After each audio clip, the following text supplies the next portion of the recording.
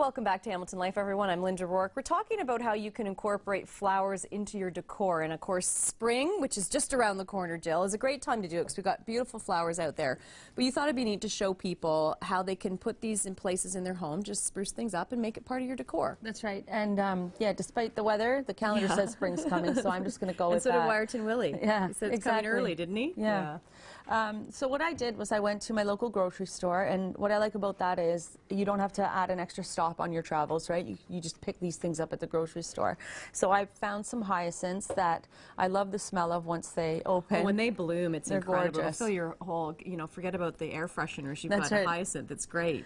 And this was one plant combined, so it was $5.99 in total. So I think that that's fairly affordable for two separate arrangements. And then you had these at home, so I happen just to have use what you had. That's right, yeah. And I mean, they're like vases in the sense that they're both glass, everything else. And the plant, I like the fact that you can see the bulb and you can see the root. I think that that's a really cool thing. Oh, it's really neat, yeah. So I just transplanted those, and I thought, well, what if you don't have a vase or you just want to do a little quick thing or a kid's room or something? So I put it in a drinking glass. Something That's a great as simple idea as that. too, yeah. And you can, as you said, you could use a solid bottom if you wanted to, if this isn't the look that you want. There's lots of options as far as containers that you probably have around your house. And the nice thing about these is afterwards you cut them down, you can plant the bulbs in your garden. That's it. And what are you going to show us here? So what I want to show you here is taking an ice bucket and not even having to go to the trouble of transplanting. Like, this is the last 5 minute. You could even do it as a centerpiece or something. You can make a mess. It's okay. I'm about to, yeah. I'll make you clean it up at the end of the show. No problem.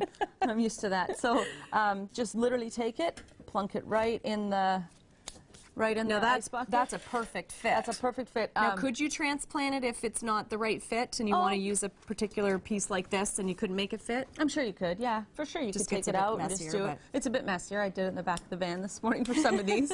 Littering the grocery store parking lot. That's okay.